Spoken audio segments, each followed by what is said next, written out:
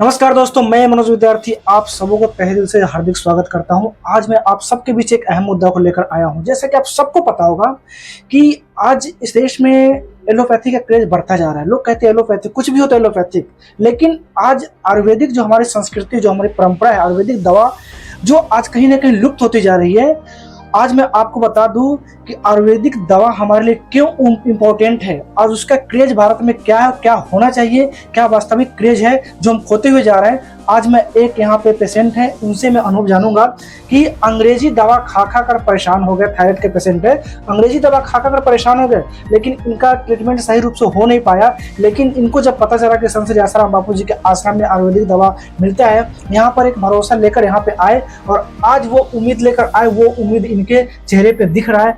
आप मुझे ये बताइए कि जैसा मुझे पता चला कि आप जगह जगह आपने अंग्रेजी दवा का ट्रीटमेंट किया, आपने जगह जगह दवा खाया, कई सालों से परेशान थे थायराइड को बीमारी को लेकर, लेकिन आपका उपचार सही से नहीं हो पा रहा था। आपको जब यहाँ पता चला कि संत श्री आसाराम बापू जी के आश्रम में मुझे यहाँ पे आयुर्वेदिक दवा मिलेगा, तो आपको भरोसा हुआ था? हुआ था। पहले तो मैं नमस्कार करना चाहती हूँ बहनों से कि मैंने जो इंग्लिश दवाई खाई 2-3 साल, वहाँ से मुझे कुछ मतलब कोई असर नहीं हुआ। बहुत कोई बोला वो डॉक्टर, बहुत सारे डॉक्टर करके मैं परेशान हो गई। फिर मुझे बताया गया कि यहाँ पे भी आयुर्वेदिक उपचार चालू रहते हैं, तो मैंने यहाँ से आना शुरू कर दिया बापूजी के आश्रम में। जब से मैंने दवाई शुरू की, यहाँ से थोड़ा मुझे असर लगने लगा, अच्छा लगने लगा। मतलब हाथों पैरों में मेरा सूजन कम हो गया और मैं ऐसा करते करते आगे बढ़ती गई।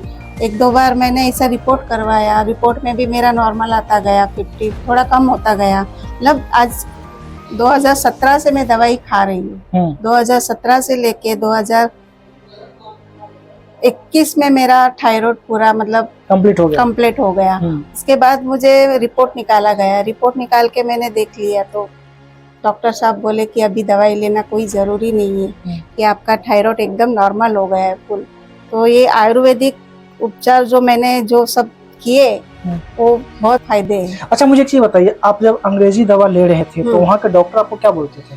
कि जड़ से खत्म हो पाएगा या नहीं हो पाएगा? वहाँ से हमेशा डॉक्टर लोग बोलते थे कि ये सूजन, ये हड्डी का दर्द, ये सब थायराइड में होता ही रहता है। तो मैं बोला कब होता रहता है ठीक है, मगर वो कब ठीक होएगा? तो वो बोले वो ठीक नहीं होगा, वो आपका दवाई लाइफ टाइम लेना ही पड़ेगा। तो मैंने बोला उसे ठीक होने के लिए कुछ तो होगा। तो बोला ठीक है दवाई चालू कर दो, बाद में देख। मगर उससे मुझे कोई फर्क नहीं पड़ा। तो डॉक्टर ने बोल दिया कि मतलब हाँ, मतलब नहीं, हो जाएगा कम हो जाएगा, आज निकल हो जाएगा, आप दवाई ठीक से खाओ, ध्यान दो थोड़ा। मैंने सब किया मगर मेरा फर्क नहीं पड़ा मुझे। अच्छा, एक चीज मुझे और बताइए, आज जैसे आज के जनरेशन के लोग ऐसे हैं कि कुछ भी होता तो सबसे पहले वो लोग क्या करते हैं, एलोपैथ पे बिलीव करते हैं। आयुर्वेदिक की जब बात आती है तो उनको भरोसा ही नहीं होता कि आयुर्वेदिक में कुछ ऐसा चीज है जिससे हमारा बीमारी जड़ से खत्म हो सकता है। उनको भरोसा नहीं होता। वैसे पेशेंट के लिए आप क्या कहना चाहते हैं? नहीं, मैं तो यही चाहती हूँ, आयुर्वेदिक है मुश्किल, मैं ऐसा नहीं बोल रही हूँ, वो खाना पीना सब ध्यान देना पड़ता है। जो आप ध्यान देंगे तो आपके लिए बहुत अच्छे फायदे हैं, क्योंकि इंग्लिश दवाई खाने से सब कुछ क्लियर नहीं होता है, उस पे सब ध्यान भी रखा जाता है। और मैं तो चाहती हूँ कि आयुर्वेदिक ही फायदेमंद है। जहाँ तक मुझे पता है, लोगों ने जैसे मुझे बताया कि इंग्लिश दवा जो होता है, जो एलोपैथी की दवा होता है, वो खाने से बीमारी को दबा दिया जाता है, आगे चलकर वो हमारे लिए बहुत ही घातक सिद्ध होता है। आप इस चीज को मानती हैं? मानती हूँ, क्योंकि अभी देखो सर्दी होती है, डॉक्टर दवाई देते हैं, दवा दूसरे दिन अब ठीक हो जाते हैं, मगर वो फिर से 8 दिन में ऊपर आ जाता है, वो पूरा ठीक नहीं होता है। और ये जो है आयुर्वेदिक का जो है अपना टाइम जाता है, मगर वो जड़ से निकाल देते हैं। अच्छा, एक अहम सवाल आपसे पूछता हूँ। जैसा कि आपको पता चला 2017 से आपने यहाँ पे ट्रीटमेंट कराना चालू किया, उससे पहले आपने एलोपैथ के डॉक्टर के पास आप गए। जब आपको पता चला कि संत श्री आसाराम बापू जी के आश्रम में भी आयुर्वेदिक दवा खाना है और वहाँ पे अपनी वैदिक रीति से आयुर्वेदिक दवा दिया जाता है, तो सबसे पहले नाम सुन के, अभी बापू जी आपको पता हुआ जेल में है, तो ऐसा नाम सुन के आपके मन में कुछ ऐसा हुआ कि बापू जी जेल में, हम उनका संस्था में जाएंगे इलाज कराने के लिए, पता नहीं लोग क्या सोचेंगे, कैसे क्या? देखो, मैं लोगों का नहीं सुनती हूँ, मैं अपना दिल का सुनती हूँ। मुझे जो मन करा, मेरा जो कदम मेरा बढ़ गया कि ना जाना ही है, मुझे करना ही है, एक बार मुझे देखना ही है कि आयुर्वेदिक मैंने कभी नहीं किया, ये फर्स्ट टाइम है। जो अभी थायराइड के हिसाब से मैं आई जब आश्रम में, जब भी मुझे पता चला कि नहीं मुझे असर हो रहा है तो मैंने हर चीज का दवाई यहाँ से शुरुआत कर दी। मैंने इंग्लिश दवाई पूरा कंप्लीट ही बंद कर दिया। जो भी दवाई मेरी थी दूसरे मतलब बुखार है मैंने मतलब बंद ही कर दिया सब, और मैं यहीं से आने लग गई, यहीं से दवाई शुरू कर दिया और वो सब मैं ध्यान में नहीं अच्छा, एक चीज और बताइए, यहाँ का माहौल, आपने कई बार यहाँ पे आए होंगे ना? हाँ, यहाँ का माहौल देखने के बाद आपको कैसा लगता बहुत है? अच्छा लगता है, बहुत शांत लगता है, ऐसा लगता है घर ना जाओ, यहीं बैठे रहो, यहीं बैठे रहो। हाँ। तो और मैं एक बात है, मैं यहाँ वक्त निकाल के कौन सा वृक्ष बोलते हैं, वरदाता, हाँ, वो वहाँ पे मैं वो परिक्रमा क्यों? हाँ, वो मैं करती हूँ, दिल से करती हूँ। चाहे जो कोई कुछ मेरे घर वाले भी गेस्ट, उन लोग को भी ऐसा कि तू किधर जाती है, क्या करती है, नहीं अच्छा लगता है, मन शांत रहता है। मैं 108 परिक्रमा करती हूँ, मुझे बहुत अच्छा लगता है। तो अभी भी कुछ लोग ऐसे होंगे जिनके माइंड में मीडिया वाले ने इतना कचरा भर दिया बापूजी को लेकर, और आप पे एक साधक भी नहीं है, एक अनजान बन के यहाँ पे आई और आपका फायदा हुआ, तो आप पे मतलब लोगों को क्या संदेश देना चाहते हैं कि कम से कम जो मीडिया वाले उनको कानों में भरा है, एक बार कम से कम यहाँ पे आके और चीज को समझे, जाने पहचाने, और यहाँ पे आके देखे माहौल यहाँ पे होता क्या है? आप चाहती हैं?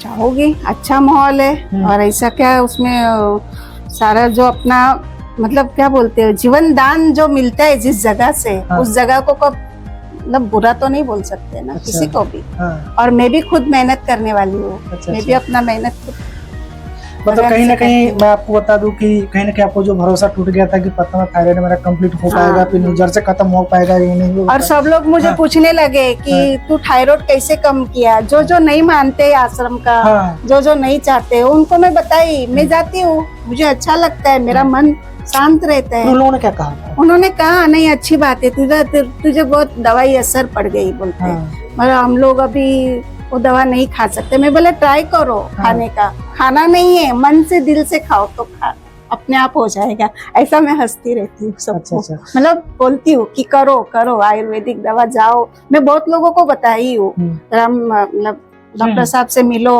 आप एक बार जाओ, बताओ, अपना रिपोर्ट टेस्ट किया होगा वो रिपोर्ट लेके जाओ। मैं बहुत से लोगों को। अच्छा, एक लास्ट सवाल, आप भारत के जनता को आयुर्वेदिक दवा को लेकर क्या कहना चाहती है कि जब मतलब किसी भी प्रकार की किसी को बीमारी हो तो फट से अंग्रेजी दवा की तरफ वो अग्रसर ना हो, मतलब आयुर्वेदिक की तरफ उनका टर्नओवर होना चाहिए, ऐसा आप चाहती है? देश की जनता से अपील करना चाहती है? आयुर्वेदिक बहुत फायदा है, मतलब व्यक्ति यही मानता है कि आयुर्वेदिक जल्दी असर नहीं होता है, देर से होता है, डर के मारे वो उस तरफ जाते हैं इंग्लिश दवा की तरफ कि वो जल्दी से अपना ठीक हो जाए। आयुर्वेदिक बहुत टाइम लगाता है मगर वो मूड से निकलता है ना, अपना जड़ों से निकल देता है वो। तो एक चीज और मुझे लगता है लोगों में कहीं ना कहीं पेशेंस खोता हुआ जा रहा है। पहले हमारे चलो थोड़ा दर्द होता है तो फट से सोचते हैं लोग 2 मिनट के अंदर दर्द कंप्लीट हो जाए, तो दर्द सहने की पेशेंस नहीं लोगों में। और शायद मुझे ऐसा लगता है कि तो दर्द सहने का पेशेंस या दुख सहने का अगर पेशेंस लोगों में हो तो आयुर्वेदिक ट्रीटमेंट करा तो फिर जड़ से खत्म हो सकता है। हो सकता है, दिल से ले तो मन से, और जो अपना डॉक्टर बताए जो पालन करना चाहिए वो करना जरूरी है। तो देखा दोस्तों, ये हमारे बीच आज साक्षात पेशेंट यहाँ पे बैठे हुए हैं जिनको थायराइड का प्रॉब्लम था और अंग्रेजी दवा का ट्रीटमेंट करा के थक गए। डॉक्टर ने बोला हो जाएगा, सही हो जाएगा, बट जैसा मुझे पता है कि थायराइड पूर्ण रूप से कंप्लीट नहीं होता है, लेकिन यहाँ पे जब जैसे ही पता चला संत श्री आसाराम बापूजी के आश्रम में आयुर्वेदिक दवा मिलता है, डॉक्टर बैठते हैं, तो यहाँ पे आए और बापूजी से जुड़े हुए भी नहीं थे, यहाँ पर आए, आने के बाद एक श्रद्धा विश्वास रखा इन्होंने और विश्वास के साथ इन्होंने दवा किया और दवा खाने के बाद बरदादा का परिक्रमा भी इन्होंने किया अपने पूरी श्रद्धा से और आज इनका थायराइड जड़ से कंप्लीट हो गया। आज लगभग 3 से 4 साल हो गया, इनका थायराइड फिर से वापस नहीं हुआ, कुछ ऐसा कोई प्रॉब्लम ही नहीं आया। तो आज हमारे बीच अंदर डॉक्टर साहब भी बैठे हुए हैं, डॉक्टर साहब से भी जानने की कोशिश करूंगा, वो मुझे बताएंगे कि थायराइड जड़ से कंप्लीट किया जा सकता है या नहीं। डॉक्टर साहब, सबसे पहले शंखनाद वन चैनल पर आपको तहे दिल से हार्दिक स्वागत है। और जैसा कि मुझे पता चला कि आपके एक पेशेंट से मैंने बात किया जो काफ़ी थायराइड के प्रॉब्लम से काफ़ी जूझ रहे थे, उन्होंने जगह जगह ट्रीटमेंट करवाया एलोपैथिक, बट उनको सही नहीं हुआ और यहाँ के बारे में पता चला तो शायद आपने उनको ट्रीटमेंट किया और वो जड़ से खत्म हो गया। तो जैसा मुझे पता चला कि थायराइड ऐसा बीमारी है कि जिसको जड़ से खत्म किया नहीं जा सकता है, ठीक है, नॉर्मल मतलब थोड़ा सा सही हो सकता है बट उसको जड़ से खत्म नहीं कर सकते। क्या आपने जो आज यहाँ पे इनके साथ जो किया, जो भी ट्रीटमेंट किया आपने और जड़ से खत्म हो गया, ये एक चमत्कार है या कैसा क्या, बताइए। देखिए, एक लोगों में भ्रम है कि आयुर्वेद जो है एक मैजिकल साइंस है, इसमें चमत्कार होता है। जैसे आपने भी कहा ये चमत्कार है, एक्चुअल में आयुर्वेद एक मैजिकल नहीं, लॉजिकल साइंस। आप लॉजिकली उसको फॉलो करेंगे, पेशेंट के जो दोष होते हैं वात पित्त कफ, उसके अनुसार अगर आप नियम का पालन, जो आहार विहार बताया जाता है, अगर आप उसका पालन ठीक तरह से करते हैं तो किसी भी रोग को आप मैनेज या ठीक कर सकते हैं पूरी तरह। तो जड़ से खत्म हो सकता है? जड़ से खत्म तो हो सकता है अगर वो नया नया रोग हो। अगर ये पूरी तरह घर बना लिया होता तो मैंने तो स्वयं इन्हें कहा था, देखिए हम अपने तरफ से पूरा प्रयास कर रहे हैं, किंतु आप अगर नियम का पालन नहीं करेंगे तो हमारा प्रयास विफल हो जाएगा। तो इन्होंने अपना मुख्य, देखिए आयुर्वेद में चिकित्सा में 2 अंग होते हैं, एक औषधि होती है और दूसरा पथ्य पालन होता है। पथ्य पालन में होता है कि आपका आहार और विहार वो संयत रूप से होना चाहिए। जिस प्रकार आपको आहार बताया जाए, जिस तरह आपको निद्रा, ब्रह्मचर्य आदि का पालन बताया जाए, उसका आप पालन करते हैं, तो ये दोनों अंग जब आते हैं तो एक सफल चिकित्सा होती है। अच्छा, ये एलोपैथ में पॉसिबल है? एलोपैथ में तो अभी तक उसकी मुझे जानकारी तो ज़्यादा नहीं है, लेकिन लोगों, पेशेंट जो यहाँ आते हैं वो पेशेंट यही बताते हैं कि डॉक्टर ने कहा है लाइफ टाइम दवाई खानी पड़ेगी। लाइफ टाइम दवाई खाना पड़ेगा। हाँ। लेकिन यहाँ पे जड़ से खत्म हो गया। हाँ, यहाँ जड़ पे खत्म हो गया। ये तो एक पेशेंट है, और भी पेशेंट है जिनका खत्म हो चुका है। बस आपका शर्त यही है कि चिकित्सा के जो दोनों अंग है आयुर्वेद में जो बताते हैं, एक औषधि है और एक पथ्य पालन है, इनका अगर सम्यक आप पालन करते हैं तो किसी भी रोग को आप मिटा सकते हैं। किसी भी रोग को मिटा सकते हैं? हाँ, किसी भी रोग। अच्छा, एक चीज मुझे और बताइए, आज भारत जैसे देश में आयुर्वेदिक का यहाँ से, मतलब जहाँ तक मुझे पता है कि आयुर्वेदिक भारत की एक नींव मानी जाती है, और जो भी औषधि के लेकर, लेकिन WHO ने डेवलप किया और आयुर्वेदिक को कहीं ना कहीं नीचे दबाते हुए एक अलग अपना मुकाम हासिल किया एलोपैथ में। लोगों का कहीं ना कहीं से विश्वास उठ गया है आयुर्वेदिक के ऊपर, तो वैसे पेशेंट के लिए आप क्या कहेंगे? देखिए, ये तो अब जिसका प्रचार अधिक होता है, लोग जो देखते हैं लगभग उसी को सत्य मान लेते हैं। ऐसा भी एक लोगों की मानसिकता होती है। रहा सवाल, जैसे आज मलेरिया का ट्रीटमेंट होता है, वो कहते हैं हमने खोज किया है, लेकिन जो मलेरिया की दवाई है वो तो सब जड़ी बूटियों से ही बनाते हैं। जैसे आजकल लुमेरेक्स वगैरह बनती हैं, वो आर्टेसिया नाम के पौधे से बनती है। और पहले जो ट्रीटमेंट होता था, लेरियागो देते थे, वो क्विनैन नाम के एक आयुर्वेदिक ड्रग से क्विनीन बनता है, उसका फिर डेरिवेटिव बना के उन्होंने लेरियागो और बाकी सब रेजिस फोर्ड करके दवाइयां बनाई। ये तो सब आयुर्वेदिक ही है। इसको आप कैसे कह सकते हैं एलोपैथिक नाम है? जो भी जड़ जो काम कर रहा है आयुर्वेदिक है, बट नाम वो लोग अपना दे रहे हैं। अभी जब डेंगू का प्रकोप हो रहा है देश में, बारिश का मौसम है, तो कैरीपिल नाम की दवाइयां और प्लेरिका, ऐसी 3-4 कंपनियों ने बनाया है, लेकिन आप उनको कंटेंट पढ़ेंगे तो वो क्या है, पपैये का एक डेरिवेटिव उन्होंने जड़ उसमें से अलग करके उसकी गोली बना दी। आप चिकित्सा तो आयुर्वेद की ही कर रहे हैं, खाली नाम अपना लगा रहे हैं। अच्छा। कोरोना काल एक था, कोरोना आया था करेक्शन करने के लिए। अच्छा। आपके लाइफस्टाइल का, आपके खान पान का, आपके आहार, निद्रा और ब्रह्मचर्य। मैं 3 लाइन बोलूंगा, आहार, निद्रा और ब्रह्मचर्य। वात पित्त कफ जो 3 दोष है हमारे शरीर में, अगर आपका आहार, निद्रा और ब्रह्मचर्य सही है तो वात पित्त कफ सही रहेंगे। और कोरोना वही करेक्ट करने आया था। अब किंतु उसका प्रचार और लोगों के जो लाइफस्टाइल जो पुराने थे, उसके कई कारण हैं। लोगों को पैसे चाहिए, महंगाई इतनी बढ़ गई है, तो लोग अपने पुराने लाइफस्टाइल में फिर आ गए। लेकिन अगर उनको स्वास्थ्य पाना है, अगर वो कोरोना काल में जिस तरह उन्होंने लाइफस्टाइल को पालन किया था, अगर वो लाइफ टाइम पालन करे तो उनको औषधि की भी जरूरत नहीं पड़े। कोरोना काल में लोग बोलते थे कि हवा जो भी शुद्ध हो गया है, वो डेफिनेटली शुद्ध होगा, क्योंकि फैक्ट्रियां बंद कर दी थी आपने। हवा के साथ जल भी शुद्ध हुआ, जो केमिकल निकलते थे नदियों में फेंका जाता था, वो जैसे भी शुद्ध। नदी को साफ नहीं करवा सकते थे, लेकिन कोरोना काल में पता चला कि वो शुद्ध हो गया जल उसका। अब तो वो तो होना ही है, क्योंकि कोरोना आया था करेक्शन करने के लिए। मैं एक ही लाइन कहूंगा, लेकिन वो करेक्शन थोड़े टाइम के लिए, अल्पकाल के लिए था। अब ईश्वर जाने आगे क्या होगा। तो आपको क्या लगता है कि आयुर्वेदिक का जो क्रेज अभी नहीं है भारत में, इस क्रेज को आगे बढ़ाया जाए? सरकार इसके लिए ठोस कदम उठाने चाहिए सरकार को तो ठोस कदम उठाने चाहिए। और क्योंकि आयुर्वेद तो हमारा मूल चिकित्सा पद्धति है, तो भारत सरकार से तो मैं ये निवेदन करूंगा कि आयुर्वेद को प्रथम चिकित्सा में लाया जाए और एलोपैथी को इमरजेंसी चिकित्सा में लाया जाए। मैं ये नहीं कहूंगा कि एलोपैथिक चिकित्सा पूरी तरह खराब है। इमरजेंसी में उन्होंने काफी डेवलपमेंट किया है, तो वो डेवलपमेंट अभी फिलहाल हमारे पास नहीं है। हमें उस लेवल का डेवलपमेंट करने के लिए सरकार से अनुदान और जो रिसर्च सेंटर वो खोलने चाहिए, ताकि हम आयुर्वेद को पुराने, जैसे गणेश भगवान क्या है, ये हमारे आयुर्वेदिक सर्जरी के प्रमाण है। दक्ष प्रजापति आयुर्वेदिक सर्जरी के प्रमाण है। अभी आप देखेंगे भारत जो है, कहते हैं त्योहारों का देश है, लेकिन वो त्योहार नहीं है। त्योहार के साथ साथ आपका आरोग्य भी उसमें होता है। जब शुरुआत होती है बारिश की, तो गुरु पूर्णिमा से शुरू होता है, यानी आप गुरु का पास जाइए, उनसे नियम सीखिए। उसके पश्चात आते हैं भगवान शिव। श्रावण महीना, श्रावण महीने में देखें तो भगवान शिव को क्या चढ़ाया जाता है? धतूर, बेलपत्र, जो भी, और दूध। सावन महीने में दूध आपको नुकसान करता है। हमारे देश में इतना दूध होता था, तो वो दूध हम भगवान शिव को अर्पित करते हैं। बेलपत्र है, बारिश के मौसम में पेट खराब होता है, कानों के प्रॉब्लम आते हैं, तो बिल्व तेल आता है, कानों में डालिए और बेल का चूरन लीजिए, उससे पेट बढ़िया रहता है। उसके पश्चात गणेश जी का उत्सव आता है। गणेश जी को आप क्या चढ़ाते हैं? मीठा मोदक चढ़ाते हैं, दूर्वा रहता है। तो दूर्वा क्या है? दूर्वा बहुत बढ़िया पित्त शामक है। और उससे जन्माष्टमी आती है, उसमें आप मक्खन देते हैं मटकी में रख के। हालांकि मक्खन गर्म है, लेकिन मटकी में रखा हुआ मक्खन आप जब जन्माष्टमी के आसपास खाते हैं, वो आरोग्यप्रद है। इसके पश्चात अभी पितृपक्ष चल रहा है। पितृपक्ष में क्या है? रात्रि में मीठा सब खाया जाता है। इसके पश्चात देवी का आता है। देवी को हम क्या चढ़ाते हैं? लाल फूल चढ़ाते हैं, नारियल चढ़ाते हैं। और ये सब जो पद्धतियां हैं, हमारी पूजा की पद्धतियां हैं, ये भी आयुर्वेद से जुड़ी हुई हैं। उसको आप ये नहीं कर सकते। अभी आप गणेश जी की वंदना जब करते हैं, गजाननम भूत गणादि सेवितम कपित्त जम्बू फलचारु भक्षणम, गणेश जी को यही क्यों चढ़ा जाते हैं?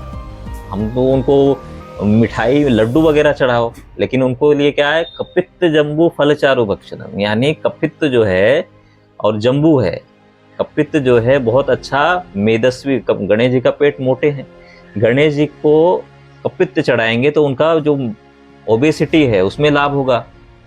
और जम्बू चढ़ाएंगे तो क्योंकि मोटे हैं और मीठा खाते हैं, तो उनको डायबिटीज ना हो जाए, तो इसलिए उनको जम्बू फल चढ़ाया जाता है।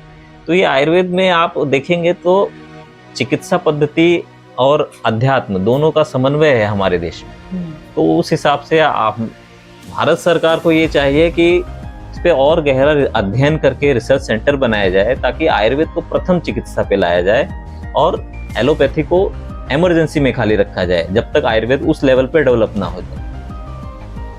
तो आपको ऐसा लगता है कि आयुर्वेदिक जो ऐसा है, इसको सही रूप से प्रचार प्रसार किया जाए और प्रचार प्रसार करके इसका बढ़ावा दिया जाए? अभी आपने बहुत ऐसा चीज़ बताया, जो हमारा फेस्टिवल है, वो फेस्टिवल भी आयुर्वेद से जुड़ा हुआ है, जो मुझे लगता है कि शायद हर किसी को पता नहीं होगा सब चीज़। मतलब हर लोग यही चलते, फेस्टिवल मतलब एंजॉय करना, फेस्टिवल को एंजॉय समझ रही है। लेकिन आपने जो बताया कि फेस्टिवल भी हमारा एक आयुर्वेदिक, हमारा शारीरिक भौतिक शरीर से जुड़ा हुआ चीज़ है, इसीलिए फेस्टिवल को बनाया गया। तो कहीं ना कहीं मीनिंग जो अलग लोगों में चला गया है, लोग गलत तरीके से इसको समझ रहे हैं, तो इसको प्रचार प्रसार कैसे किया जा सकता है? जैसे आप जैसे डॉक्टर है, तो इस तरह के वीडियो बना के लोगों को समझाएं। देखिए, वीडियो बना के समझाना तो ठीक है, लेकिन आपको ये ग्राउंड लेवल पे जाके करना चाहिए। जैसे अभी मुंबई है, यहाँ पर गणेश के पंडाल लगे रहते हैं, वहाँ पे युवा भाइयों को लोगों में प्रचार पैम्पलेट के माध्यम से या नाटिका के माध्यम से वहाँ पर थोड़े छोटे छोटे प्रोग्राम करने चाहिए, जिसमें उनको ये बताना चाहिए कि गणेश उत्सव जो है वो केवल डिस्को डांस करके उनका विसर्जन करने के लिए नहीं है, वो एक साधना का समय है। ये 10 दिन अगर आप ओम गम गणपते नमः का 108 माला डेली करते हैं, तो उससे क्या लाभ होते हैं? गणेश जी की वंदना इसी काल में क्यों आती है? ऐसा क्यों नहीं है कि गणेश जी का वंदना दिवाली में क्यों नहीं आती है? वहाँ भी वंदना होती है, लेकिन विशेष रूप से इसी काल में क्यों आती है? क्योंकि इस काल में हमारे व्यास जी ने उनसे भगवत गीता लिखाई थी, जो जिससे उनका शरीर गर्म हो जाता था, तो उन्होंने डुबकियाँ लगाई थी। अब ये कथा तो बहुत से बच्चों को अगर पूछा जाए तो नहीं आते है, तो ये जिम्मा हमारा ही है, हम सबको इकट्ठा होकर के हमारे धर्म का जो मूल बातें हैं उसका ज्ञान देना चाहिए, न कि डिस्को डांस करके उसको खत्म कर देना चाहिए। ये हमारा अध्यात्म जो है वो एंजॉयमेंट बन के रह गया है, वो एंजॉयमेंट नहीं हो, वो स्पिरिचुअल एनलाइटमेंट होना चाहिए। तो देखा दोस्तों, मैं डॉक्टर राम जी से बात करने की कोशिश किया, इन्होंने बताया बहुत ऐसे, इन्होंने खुलासा किया जो शायद हम सबको पता नहीं था, और पता वास्तव में हम सबको पता नहीं था। तो मैं देश की जनता से अपील करना चाहता हूँ कि हमारा आयुर्वेदिक क्या है, इसकी उत्पत्ति कहाँ से हुई, इसका मूल तत्व क्या है, ये सब समझने की कोशिश कीजिए। खासकर मैं सरकार से अपील करना चाहता हूँ कि जो हमारा भारतीय संस्कृति में आयुर्वेदिक का क्रेज है, जो संत महात्मा जो हमारे भारतीय संस्कृति की परंपरा आयुर्वेदिक से जुड़ा हुआ है, इसको बढ़ावा दिया जाए। जैसा कि शायद मुझे पता चल रहा है कि भारत विश्वगुरु की तहत आगे बढ़ रही है, तो विश्वगुरु भारत में आयुर्वेद का प्रचार प्रसार बहुत आगे लेवल पे होना चाहिए, तभी जाके हम विश्व को भारत के विश्व रूप में देख सकते हैं और भारत विश्वगुरु बन सकता है।